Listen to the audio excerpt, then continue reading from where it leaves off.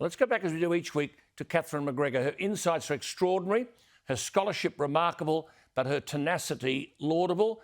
Catherine, thank you for your time, as always. Lovely to talk to you. Just a quick one on this Royal Commission into Veteran Suicide. There'll now be a cabinet reshuffle. Veterans are concerned about the Royal Commissioner. Simple question to you. Does the Coalition understand that if they get this wrong, the veterans community will savage them, and justifiably? I think they do understand that, Alan, and I think a number of indications are the fact that eventually the PM did concede ground and announce that there would be a Royal Commissioner. So that's the first step. And the rage in the veterans community over the fallout from the Brereton inquiry and the stripping of the meritorious unit citation from every SOTG rotation, they came back from Christmas knowing there was a mutiny in their core constituency, and Peter Dutton has responded to that. So I think people do understand the stakes are high.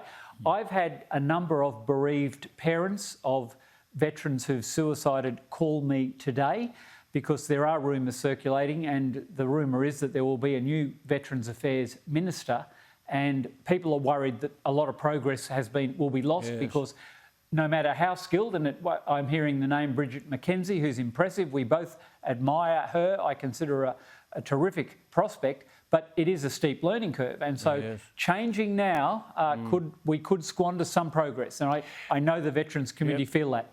Good enough. We've talked also about the fate of members of the Afghan community who have assisted our men and women in the theatres of war. There seems to be no contingency plan here. I note in the grievance debate yesterday, the Shadow Minister for Veterans Affairs, Shane Newman, made a very impressive and important speech in which he raised this matter. He argued that, quote, just as we have a solemn duty to look after our veterans and their families, so too Australia has a moral obligation to protect those who've kept our defence personnel safe when they have been deployed overseas. Catherine, your thoughts?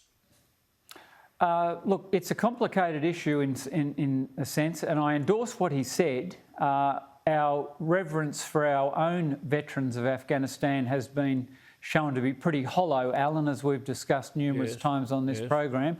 They've been roundly kicked in the guts by their own government, and many of them are facing years of uncertainty with the fallout from this star chamber that was run by the great infantry officer turned judge. But look, the Tier 1 interpreters who were embedded with our special forces were in the main US citizens and have already been extracted.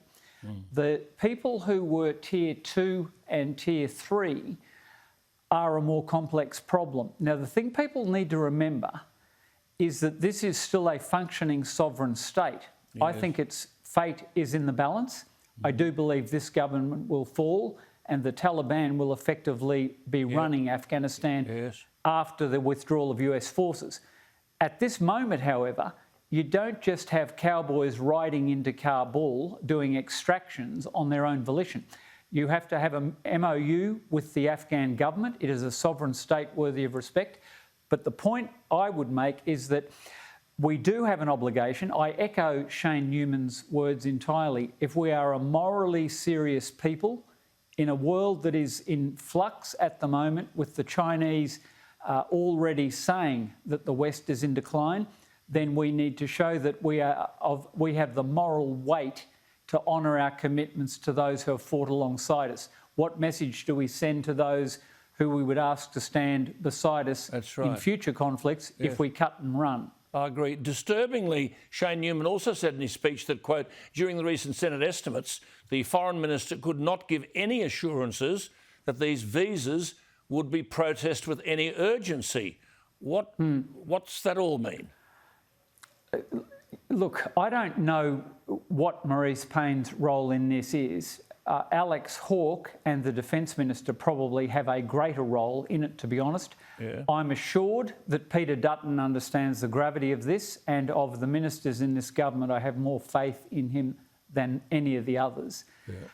As I understand it, we have, and I've got a colleague, my co-director at GAP Legal, Glenn Kolomitz, is an Afghan veteran, is skilled in the migration area. He has already accepted instructions, one from a former senior government official in the administration in Uruzgan, And we're talking to NGOs on the ground. I will not identify them for their own safety. No. There are NGOs operating in that space now trying to facilitate the extraction of people, but it's got to be done with deference to the sitting government of Afghanistan.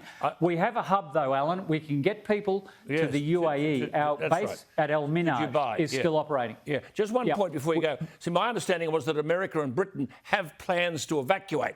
Do we have any plans to evacuate these thousands of staff, local staff, to safety?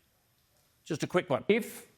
Look, I don't know, to be honest. That would be highly compartmented, but the format it would take would be a national evacuation operation equivalent, which would involve major airlift. But as I said, you have to have a SOFA status of forces agreement with the Afghanis and be invited in. You don't just cruise into a sovereign state at the same time you're shutting your embassy and pulling your troops out. This has to be done with the consent of a sovereign state. So, excellent. Yeah. Excellently, brilliantly presented, as always. Hey, great to talk to you. Stay warm. And you. I'll try, mate. I'll try. Absolutely. There she is. Need a log fire at Bowral. I think so. There she is, Catherine McGregor.